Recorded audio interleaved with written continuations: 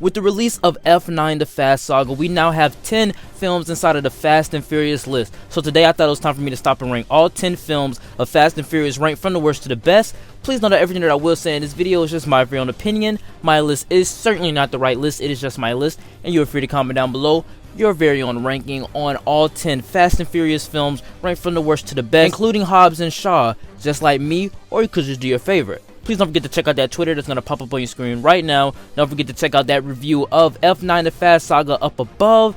Like, comment, and subscribe. And with that being said, let's just move right into our ranking. Kicking off my list at number 10 for me has got to go to Tokyo Drift, a movie that feels like the black sheep of the franchise, but also a spinoff. Lucas Black as a teenager doesn't really fit well here because I think he was like 25 years old, and besides Han, there really isn't that much charm to the cast. Bow Wow has his shining moments though. It's nice to see Tokyo, nice little environment, and thanks to Furious 7 and F9, we have a lot more emphasis on this film. This feels like a movie that I would definitely enjoy, but it's very boring. I do love the Tokyo Drift scenes when the street races actually happen, and like I said, I love the Han stuff, but it all around just feels forgettable. At number 9 for me, I have Too Fast, Too Furious. I love early 2000s films, and this one is pretty good to me. It's very familiar of the first film. The story beats are kind of like the same, but just a lot more cheesy. Tyrese is a great addition to the franchise, and you can tell him and Paul Walker had a great relationship. It just feels like a fun movie just to have on in the background while you're doing some work or just to go to sleep on. Too Fast, Too Furious feels like the film that a lot of people hate on a lot, and to me, yeah, some of that hate is granted, but to me, it's very fun. At number 8, I have F9 The Fast Saga, a film that is great to watch in the theater and to have an experience with. I got to go to the theater opening day to see the film, and I had a great experience with it. It wears its ridiculousness on its sleeve, as well as being self-referential and actually calling out its own franchise's actual ridiculousness.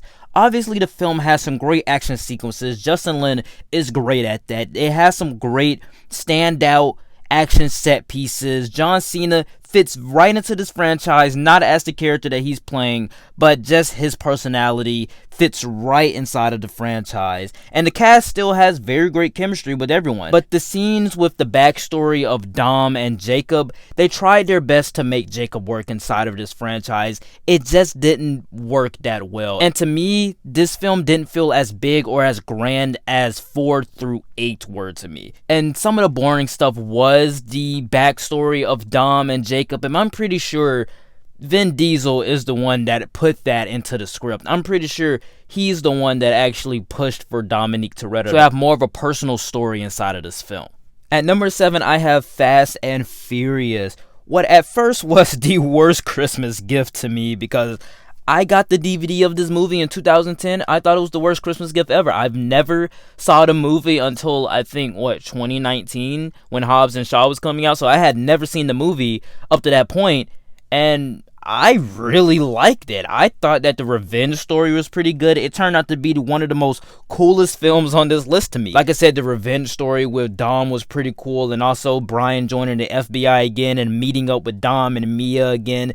It feels very cool just to have the cast back. It felt like a return to form, and it felt like it was continuing the story while also trying to do a soft reboot of the franchise. This is where the more of the ridiculousness started coming into play, and I like that a lot, but it also had this serious tone to it that I found really refreshing watching this after Too Fast, Too Furious during my marathon. Just some of the story doesn't really come together that well though, but I like this film, and I love seeing the cast back together and seeing that there is some added history and there is some tension behind the conflict between the characters, but it is definitely the one that people either haven't seen or just think that it's trash and have negative thoughts about. At number 6, I have Hobbs and Shaw. Great chemistry between The Rock and Jason Statham. I love seeing their chemistry on screen. It's so much fun. Their scenes were actually some of the best parts inside of Fate of the Furious, so I really loved their parts inside of that film. And just all around, everything about this movie is huge in absurdity.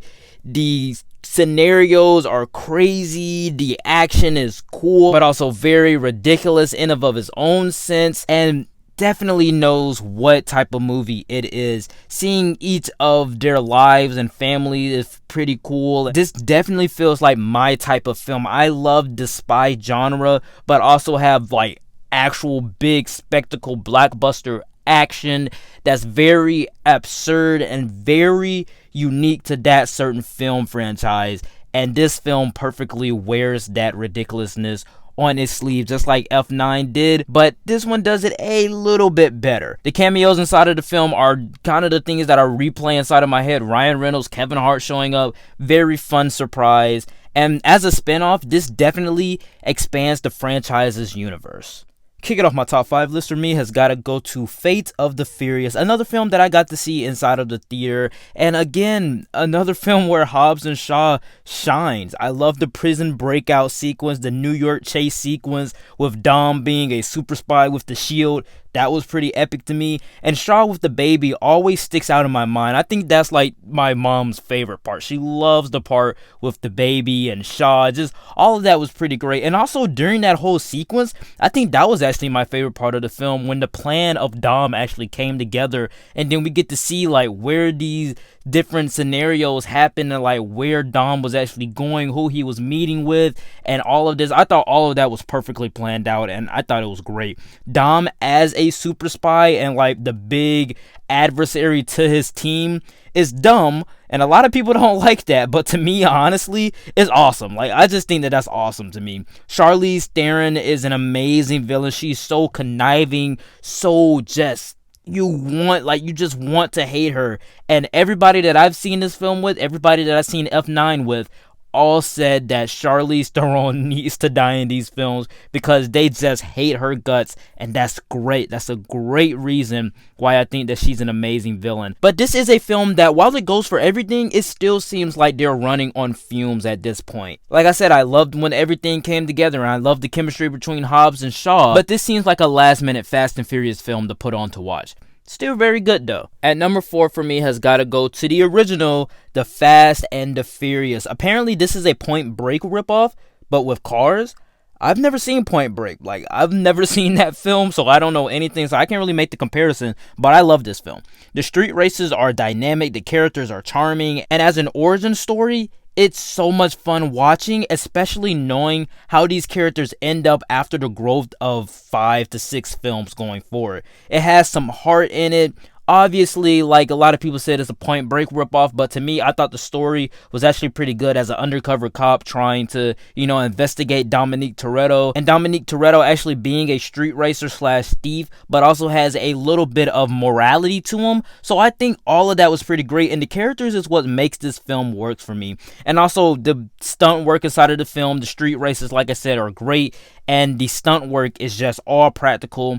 And that's one of the things that stand out to me about this film. And also, it's just fascinating to see where we started off at and where we are inside of F9. Kicking off my top 3 list for me has got to go to Fast and Furious 6, a fun film that builds on what worked about the last film and gives us a bigger and more grander story and also action. And although that intro is the most legendary intro ever, I love this intro. This moment, we own it. I still believe this isn't the film that I would always watch or put on.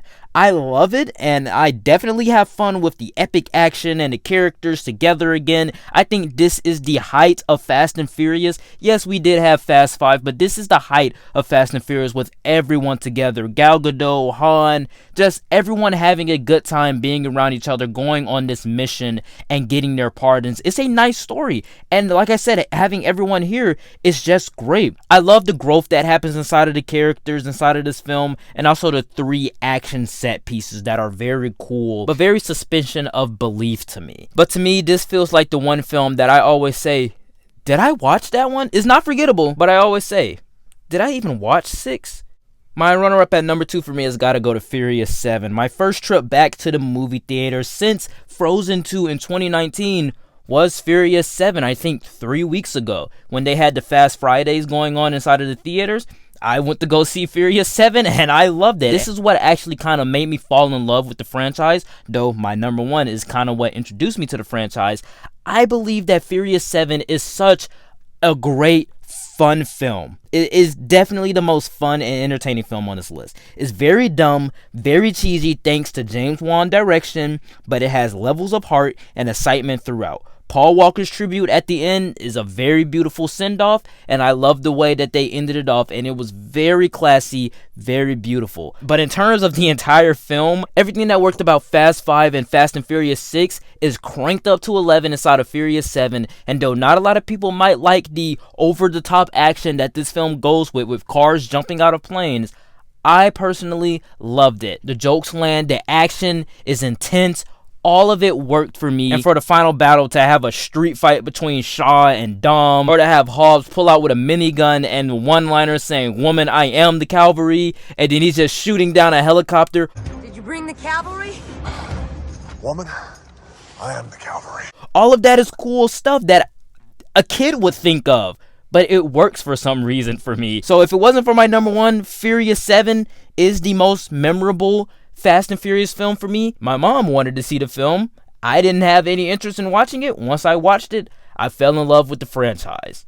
But coming in at my number one for me has got to go to Fast 5. This is the Fast and Furious film that introduced me to the franchise, and it still is the best. I mean, my mom, she introduced me to Fast 5. She watched Fast 5, and I just sat down, watched it, and I thought, hey, that's pretty cool, but I wouldn't rewatch it. I mean, it's very boring, but that's pretty cool. But I love this film. It's just so great. Adding in The Rock as a nice adversary to Dom and his team, having him track down Dom, and also having Dom and him meet and clash in the end to have a big fight, and just awesome stuff. This is the Fast and Furious Ocean's 11 because we bringing in all of the family members together. We have Ludacris and Tyrese from Too Fast, Too Furious. We have Gal Gadot coming in from Fast and Furious from the movie before. We get to see them planning out their heist. The heist was great, having the cars carry out the safe, and then seeing how the plan worked and seeing how they got the money. All of it was just awesome to me. This is the type of thing that you can do with cars. It has the best writing, it has the best story, and it has the best direction. And as a continuation of the story from Fast and Furious, it works for me. It's just a great film to watch with the boys or with a group of people that love these set of characters, that love this type of movie, and is just energetic about this franchise. This is why Fast 5, to me, has to come in at number one. Alright guys, that was it for the ranking. I got a little bit passionate about my number one and my number two there, but please note that everything that I did say in this video was just my very own opinion. My list was certainly not the right list, it was just my list, and you are free to comment down below your very own opinion on all 10 Fast and Furious films, ranked from the worst to the best just like me, or you could just do your favorite, including Hobbs and Saga with that 10. Like, comment, and subscribe. Please don't forget to check out that Twitter that's going to pop up on your screen right now, and with that being said, I will see you all next time. Peace.